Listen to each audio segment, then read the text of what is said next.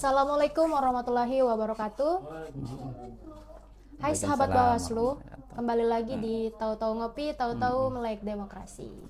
Dengan saya Halida dan tentunya ada Pak Firman di sini. Selamat datang, Pak. Ya, terima kasih ya sudah diundang oleh teman-teman Tahu-Tahu Ngopi, Tahu-Tahu Melek Demokrasi. Beliau ini merupakan koordinator divisi penanganan pelanggaran dan penyelesaian sengketa yang tentunya akan berbagi pengalaman dari kacamata pengawasan. Tema kita hari ini adalah terkait dengan evaluasi pengawasan pilkada, eksplorasi kendala, dan permasalahan dalam pengawasan. Nah, berbicara tentang evaluasi pengawasan pilkada nih Pak, pasti banyak yang penasaran. Saya sendiri tentunya penasaran kan Pak. Baik. Menurut Bapak, apa sih evaluasi pengawasan pilkada ini Pak? Baik, pertama tentunya saya secara pribadi terima kasih ya sudah diundang di podcast ini. Tahu-tahu ngopi, tahu-tahu melek demokrasi. Tapi nggak asik juga ini kalau kopinya belum ada ini. Ada nggak ini yang bisa nyiapkan? Yanti. Mana si Yanto dan Yantinya ini? Jadi gini ya, kita langsung bahas saja ya. Kalau secara pribadi gitu ya, kalau kita bicara terkait dengan evaluasi gitu kan. Tentu kalau saya secara pribadi itu mengarah pada upaya penakaran gitu ya. Kalau kita bicara terkait dengan program berarti berupaya dengan apa yang kita takar terkait program itu berjalan atau tidak gitu. Tadi kan dikaitkan dengan pilkada ya. Artinya kalau kita mengevaluasi terkait dengan pilkada, artinya kita berupaya untuk menakar apakah proses pilkada kemarin yang kita awasi ini sudah berjalan sesuai dengan tujuan pilkada itu sendiri. Nah, kalau kita kembangkan sebenarnya panjang gitu kan. Kita akan melihat terkait dengan tujuan pilkada itu lagi. Saya coba ambil contoh ya, misalnya terkait dengan apakah pilkada itu sudah menghasilkan pemimpin yang akutan atau bertanggung jawab. Ini kan bagian daripada tujuan pilkada. Sebenarnya kalau cara gamblang kan ada di regulasi gitu kan. Tapi bisa kita kita peras lah tujuan-tujuan daripada pilkada. Atau mungkin gini ya, apakah pelaksanaan penyelenggaraan pilkada ini sudah efektif dan efisien? Ini kan bagian daripada tujuan pilkada. Nah, saya pikir ini evaluasi kita menakar apakah sudah sesuai dengan tujuan yang awal tadi. Ada beberapa sih terkait dengan tujuan pilkada. Berarti bisa dikatakan evaluasi pengawasan ini semacam refleksi gitu ya Pak? Iya, kalau nggak saya dievaluasi bisa-bisa nanti permasalahan yang sama akan terulang lagi. Oh pasti. Bahkan kalau kita berpikir, bahkan pertanyaan selanjutnya gitu ya, perlu atau tidak dievaluasi gitu kan ya. Kalau saya sih melihatnya ada dua hal ya. Kalau secara kelembagaan menjadi kewajiban harusnya, karena agar pelaksanaan pilkada itu tidak mungkin terulang kesalahan yang sama. Mungkin begitu ya Pak ya. Oh sudah jadi kopinya. Ini dia yang mantap ini. Makasih ya. Dipotong. Terima kasih Pak Hamdan. Mbaknya kopi. Saya nggak ngopi. Air putih Nah. kalau bisa. Oh, siap. Kalau secara pribadi evaluasi pertanyaannya mungkin mau atau tidak sih sebenarnya kita mengevaluasi. Contoh begini ya, kita bekerja di lembaga ini kan, di lembaga Bawaslu, dalam hal mengawasi pemilihan yang kemarin, yang terakhir kan pilkada ya, ada pemilu, ada pilkada, yang paling relevan, yang paling dekat pilkada. Nah, dalam hal bekerja, kita juga perlu melakukan evaluasi terhadap diri sendiri kan seperti itu ya. Apakah kita sudah bekerja secara optimal atau malah sebaliknya. Saya melihatnya seperti itu sih. Jadi evaluasinya bisa secara kelembagaan atau secara personal. Berarti evaluasi ini dilakukan karena kita Sambil bisa ya. menentukan adanya kendala dan pelanggaran di lapangan. Berbicara soal kendala, tentunya kan di lapangan ini tidak semulus yang kita bayangkan dan tidak semudah teori kita kan. Menurut Bapak kendala yang paling sering muncul di lapangan ini seperti apa Pak? Ini kita bahas terkait pilkada gitu Iya, ya yang pilkada. kemarin ya, karena kita flashback ke belakang ya. Kalau bicara terkait kendala, ada atau tidak pasti ada, kan seperti itu ya. Tinggal muatan kendalanya ini yang seperti apa. Kalau kita lihat ritmenya gitu ya, atau roadmap-nya, kan ada tahapan persiapan, ada penyelenggaraan. Ya. Kalau tahapan persiapan, kemudian ada penyelenggaraan. Penyelenggaraan ini kan yang jauh lebih panjang dia. Mulai tahap pencalonan gitu kan, nanti ada tahapan kampanye misalnya gitu ya, hari H misalnya seperti itu, kemudian rekapitulasi. Kita sederhanakan lah seperti pada proses pendaftaran pasangan calon. Kita bicara kendala ya. Iya. Setiap calon itu harus menyertakan syarat pencalonan dan syarat calon. Misalnya ini siapa, Mbak siapa? Halida. Mbak Halida, misalnya kan mau calon sebagai bupati atau wakil bupati lah. Kan syarat calonnya itu berarti ada KTP-nya Mbak Halida, ada NPWP dan sebagainya gitu kan. Nah, yang menjadi pertanyaan, domain kita mengawasi atau kita kan bicara Bawaslu ya. Apakah kita punya akses untuk menerima beberapa berkas calon itu kan? Selama ini kan yang digaungkan kita agak kesulitan. Iya, benar. Lagi-lagi teman kita di sebelah gitu kan mengatakan bahwa Bawaslu nggak punya hak untuk menerima terkait dengan berkas syarat calon itu karena tidak ada di regulasi. Lagi-lagi kan ini menjadi persoalan sebenarnya. Itu salah satu contoh sih menurut saya. Kemudian kayak kita ambil contoh apa ya? Kemarin kita habis membahas juga terkait dengan daftar informasi masalah atau DIM gitu kan. Kayak kampanye misalnya. Di kampanye itu kan semua calon atau tim boleh pasang terkait dengan APK, alat peraga kampanye gitu. Nah, yang menjadi persoalan bagaimana kalau di depan rumah warga atau lembaga swasta lah. Kan sah-sah saja kan? Iya. Nah, cuma kalau di dalam regulasi selama mendapatkan izin yang pemilik tentunya kan. Nah, masalahnya selama ini garis izin ini seperti apa? Apakah secara tertulis ataukah tidak? Karena ini menjadi perdebatan terus ya. Penjelasannya masih, saya pikir masih gamblang seperti itu kan. Nah, selama ini kita hanya berpaku selama warga itu tidak komplain, berarti diizinkan dong. Tapi ini menjadi persoalan oleh tim yang lain, calon-calon yang lain seperti itu. Berarti dari penjelasan Bapak tadi ini, pengawas ini punya tanggung jawab yang cukup besar ya dalam proses pengawasan pilkada ataupun pemilu. Nah, kaitannya dengan pelanggaran nih Pak, dari catatan Kabupaten Bawaslu Kabupaten Pasir, pelanggaran apa sih yang sebenarnya paling sering muncul di lapangan? Paling saat sering pengawasan? muncul ya? Sebentar, mau kita harus buka lagi nih kasus yang kemarin kan? Ya. Kita di Bawaslu itu selain mengenal temuan ada laporan. Nah, tapi jauh di belakang itu kita mengenal juga adanya penelusuran. Penelusuran ini kan kita dapat berdasarkan informasi yang masuk ke kita. Baik dari media sosial, laporan dari teman-teman kita juga kan kayak gitu kan. Karena kalau sudah temuan, laporan ini kan ada data orang yang memberikan laporan ke kita. Kebanyakan orang kan nggak mau nih. Iya. Kalau saya melapor, misalnya si Kholidah melapor, kan kebaca nih oleh tim intel yang lain lah seperti itu kan. Kebanyakan teman-teman masyarakat itu nggak mau terlibat, sehingga dia hanya memberikan informasi saja ke kita. Tolong dong Bawaslu, itu ada kejadian nih di sana, misalnya kayak gitu kan. Nah, kita mengenal ada namanya penelusuran. Kemarin pada saat pilkada itu kurang lebih dari 21 tepatnya, kita melakukan penelusuran terkait dengan case di lapangan. Kita kan ingin mengumpulkan terkait dengan fakta di lapangan. Fakta hukumnya apa sih sebenarnya? Benar nggak informasi yang masuk ke kita, kan seperti itu ya. Sebentar ya, minum ya. Kalau kita bicara terkait dengan tren, dari 21 itu memang hampir 40% lebih ya. 21, ya sekitar 9 atau 10 itu berkaitan dengan netralitas ASN. Ini tren yang bukan sering ya, yang sudah terjadi pada saat pilkada kemarin. Dari 21, 9 atau 10 penelusuran itu berkaitan dengan netralitas ASN. Ini poin sih sebenarnya, maksud saya ini menjadi PR ke depan juga. kemarin 2021 ya, data yang masuk ke kita itu jumlah ASN itu kan kurang lebih di pasar 2.800-an.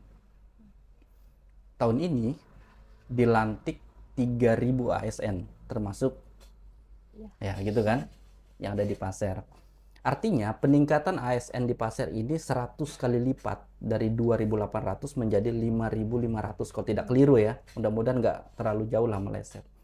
Nah artinya peningkatan 100% ini menjadi trigger point lagi gini. Ini menjadi poin pengawasan Bawaslu untuk di pilkada selanjutnya. Seperti itu. Ada lagi sih dari kita ambil 2 tren lah ya. Yang kedua itu sebenarnya lebih domain itu kepala desa, netralitas kepala desa. Jadi 2 poin tertinggi untuk di pasar, ASN, kemudian kepala desa. Saya kan baru bergabung juga nih di dalam lembaga ini, Pak. Saya penasaran, seperti yang Bapak tadi bilang bahwa banyak masyarakat yang tidak ingin terlibat dalam pengawasan ini. Iya. Caranya, jika di lapangan kita temukan dugaan pelanggaran, cara utama dan pertama yang bisa kita lakukan itu seperti apa, Pak? Iya. Jadi itu menarik sih sebenarnya. Lebih menarik lagi kalau kita nanti bikin lagi mendekati pilkada ya atau pemilu nanti di thumbnail tersendiri kan terkait dengan cara masyarakat melapor ke Bawaslu misalnya kayak gitu. Nah di kita itu kan mengenal ada 2 sumber pintu utama yang tadi kita singgung sedikit, ada temuan, ada laporan kan seperti itu. Nah kalau kita bicara terkait dengan laporan, tentu saja siapapun warga negara Indonesia boleh melapor selama dia memiliki hak untuk memilih. Artinya dia umurnya sudah 17 tahun, boleh di bawah 17 tahun tapi sudah menikah. Artinya dia punya hak kan memilih seperti itu. Calon juga boleh melaporkan. Pemantau juga boleh melaporkan ke Bawaslu. Intinya semua kondimen masyarakat ini boleh asal Iya. sudah cukup umurnya, Benar. sudah menikah. Benar, seperti itu. Nah, tapi harus jelas juga setiap orang yang melapor ke lembaga kita, nanti kan ketika mendekati hari masuk di tahapan pilkada atau pemilu, kita kan membentuk panitia ad hoc ya. Iya. Jadi kita ada di tingkat kecamatan, ada namanya Panwaslu kecamatan, ada juga di tingkat desa, Panwaslu kelurahan atau desa gitu kan. Jadi teman-teman di tingkat kecamatan bisa melapornya nggak usah ke Bawaslu kabupaten, ke kecamatan aja sudah clear kan seperti itu. Nah tadi selain dengan kita sebutkan tadi syarat warga negara Indonesia yang memenuhi syarat tadi itu, yang memenuhi syarat untuk memilih, orang yang melapor itu juga harus jelas identitasnya. Kolidah misalnya kan mau melaporkan berarti harus jelas dong identitas KTP-nya mana kan seperti itu ya. Yang dilaporkan pun juga harus jelas. Siapa nih yang mau kita laporkan? Kalau cuma katanya-katanya aja kan jadi masalah lagi kan nanti ya. Nanti saat kita melapor itu kita harus sudah punya bukti kuat bahwa dugaan pelanggaran ini benar-benar terjadi. Itu dia. Berarti bisa berupa video atau... Betul. Dalam regulasi, dalam catatan hukum namanya syarat formil dan material. Selain identitas siapa yang mau melapor, siapa yang dilaporkan, kemudian harus ada kronologi yang jelas juga. Ini kejadiannya apa sih yang mau dilaporkan? Seperti itu ya. Saya menerima ini oleh bapak ini gitu kan dan disaksikan oleh ini kan ada kronologinya. Dan yang paling lebih baik tadi itu yang disampaikan Mbak tadi, harus ada bukti yang jelas, baik video seperti itu kan untuk memperkuat argumen daripada pelaporan. Seperti itu. Jadi di Bawaslu selain ada laporan juga ada namanya temuan. Temuan tentu saja ini bagian rangkaian pelanggaran yang ditemukan oleh pengawas yang kita bentuk. Jadi nanti yang kita sampaikan tadi menjelang tahapan gitu ya, menjelang pemilihan atau pemilu, kita kan membentuk panitia ad hoc, ada di tingkat kecamatan, desa, bahkan di tingkat TPS. Kalau yang menemukan pelanggaran itu bagian daripada internal kita, maka kita namakan sebagai temuan, seperti itu. Nah, pengawas kan tentunya tidak bisa bekerja sendirian, pasti ada koordinasi dengan lembaga lain nih untuk melakukan menyelesaikan dugaan pelanggaran ini, Pak. Seperti apa sih zaman sekarang koordinasi kita dengan lembaga lain? Baik, jadi benar ya, dalam menyelesaikan persoalan-persoalan pelanggaran, kita nggak mungkin menyelesaikan sendiri. Jadi di Bawaslu itu kan mengenal ada ada ada beberapa jenis pelanggaran. Pertama misalnya ya, ada pelanggaran etik. Pelanggaran etik ini kan lebih cenderung pada pelanggaran yang dilakukan oleh penyelenggara. Kemudian ada pelanggaran administratif. Ini juga sering dilakukan penyelenggara dan pasangan calon. Kemudian ada pelanggaran pidana. Nah, pidana ini kan nggak mungkin nih kita diselesaikan dengan lembaga Bawaslu itu sendiri. Harus ada nih peradilan yang jelas. Untuk itu Bawaslu kan sudah merekonstruksikan. Ada yang dinamakan dengan Sentra Gakumdu. Iya, di situ jelas ada pihak kepolisian, pihak kejaksaan, dan ada internal dari Bawaslu itu sendiri. Karena di lembaga Gakumdu itulah akan dibahas terkait dengan pasal-pasal pidana, terkait dengan konsekuensi pidananya, seperti itu. Kalau koordinasinya ya baik, sampai sekarang pun juga berjalan dengan baik.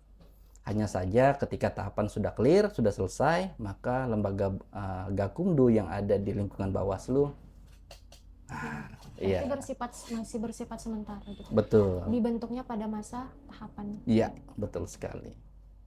Berarti kolaborasi antar lembaga yang direalisasikan dalam bentuk sentra Gakumdu ini bersifat penting untuk kita melaksanakan atau menyelesaikan dugaan pelanggaran itu. Iya. Kalau kita berbicara soal kedepannya nih Pak, menurut Bapak apa rekomendasi utama agar pengawasan pilkada ini bisa berjalan dengan lebih efektif lagi? Ke depan ya. Iya. Pertama gini ya, kalau kita bicara ke depan tentu kita akan melihat pilkada atau pemilu di tahun selanjutnya, 2029 ya kalau nggak salah ya. Nah, kalau tidak keliru kan baru-baru ini kan Mahkamah Konstitusi itu merealisasikan terkait dengan apa ya? Terkait dengan putusan pemilu atau pilkada di selanjutnya gitu kan, bahwa dimungkinkan proyeksinya ada pemilu nasional dan pemilu lokal. Tentu saja dalam putusan itu kan menghilangkan daripada rezim pemilu dan pilkada. Bahasa itu clear, nanti akan hilang. Nah, sementara untuk hari ini ketika pemilu maka regulasinya beda. Ketika pilkada ini regulasinya beda juga. Justru ini akan berdampak kalau tidak dikelirkan. Maka kalau saya secara pribadi ya, rekomendasi ke depan sebelum pelaksanaan, clearkan dulu nih regulasinya. Karena ini bisa kacau kalau nggak dikelirkan. Karena regulasi pemilu dan pilkada itu berbeda. Sementara hasil putusan MK, rezim pemilu pilkada itu sudah nggak ada lagi. Seperti itu. Ini kan tentunya pasti masyarakat ini masih belum Ya. paham tentang regulasi ini Pak. Ya. Itu seperti apa agar masyarakat ini bisa ikut aktif juga dalam pengawasan ini tadi Pak? Berpartisipasi Iya. dalam pengawasan ya. Karena kan tentunya pasti masyarakat kita Iya. tidak tahu apa aturan dan hukum yang berlaku tentang pengawasan ini. Ya memang kalau kita bicara terkait dengan partisipatif masyarakat gitu ya, berpartisipasi dengan aktif. Untuk berpartisipasi memilih aja agak rumit, apalagi berpartisipasi untuk mengawasi kan itu menjadi PR lah lembaga kita juga. Kalau saya melihatnya begini, Mbak Kholida. Sebelum kita masuk pada menggait masyarakat untuk berpartisipasi secara aktif, saya melihatnya ada 3 rangkaian yang terputus sebenarnya. Pertama itu kalau kami sering menyebutnya itu adalah upaya penyadaran terlebih dahulu. Nah, upaya penyadaran ini kan nggak sebentar sebenarnya. Untuk menyadarkan orang yang tidak sadar kan nggak sebentar ya. Iya betul. Butuh proses lah. Nah, ini bagian gaung yang harusnya dimulai hari ini. Dengan kegiatan seperti ini mungkin ya, masyarakat juga mungkin akan tersadarkan lah. Kasar ya bahasanya ya? Nggak juga ya. Kemudian, ketika sudah sadar kan kita enak nih melakukan pemberdayaan. Pemberdayaan berupaya melibatkan kegiatan-kegiatan yang ada di lembaga itu, masyarakat yang harus melaksanakannya sebelum masuk ke peloporan nantinya. Tanpa kita suruh, masyarakat pun Akan ya seperti itu. Jadi saya melihatnya ada 3 rangkaian yang sebenarnya panjang dan ini tidak mungkin diputus langsung tiba-tiba hari H kita suruh masyarakat untuk melapor. Agak susah lah seperti itu. Saya setuju Pak, karena saya kan sebagian dari masyarakat dan generasi muda juga merasakan bahwa masyarakat ini sangat kekurangan literasi karena Iya. malas membaca mungkin, Iya. dan mereka lebih memilih untuk menonton video untuk Betul. mencari informasi, dan mungkin ini adalah salah satu cara kita untuk Iya. membawa teman-teman Bawaslu untuk bisa ikut berpartisipasi dalam pengawasan. Sepakat. Coba begini Mbak catatannya. Memang kita paling sering ya mendengar bahwa salah satu faktor masyarakat tidak mau misalnya gitu ya terlibat dalam dinamika pengawasan misalnya gitu kan di lembaga Bawaslu, salah satunya tadi kan yang disampaikan literasi yang kurang. Sebenarnya saya agak tidak sepakat dengan hal tersebut. Memang beberapa referensi mengatakan seperti itu, kurangnya literasi gitu kan, atau ya seperti itulah. Cuma ada hal yang saya pikir jauh lebih mempengaruhi sebenarnya. Apa itu, Pak? Apatis, tidak mau tahu. Bahkan kalau kita melihat terkadang yang pintar, yang tahu inilah yang melakukan pelanggaran. Ya, karena sudah dia paham aturannya, Betul. dia paham sanksinya. Jadi linear dengan case yang kita sebutkan tadi. Mohon maaf ya, kita sampaikan kayak domain pelanggaran di 2024 untuk Pasir. Poin pertama ASN, poin kedua kepala desa, seperti itu. Dari diskusi kita tadi, kita tahu bahwa pengawasan itu bukan hanya tugas dari lembaga seperti Bawaslu atau koordinasi dengan lembaga lain, tapi juga dari dukungan masyarakat dan penegak hukum yang tegak gitu ya. Jadi terima kasih kepada Pak Firman yang sudah memberikan pelajaran dan wawasannya pada hari ini. Jika ada salah-salah kata, saya mohon maaf. Kembali lagi di episode selanjutnya di Tahu-Tahu Ngopi, Tahu-Tahu Melek Demokrasi. Wassalamualaikum warahmatullahi wabarakatuh. Waalaikumsalam warahmatullahi wabarakatuh.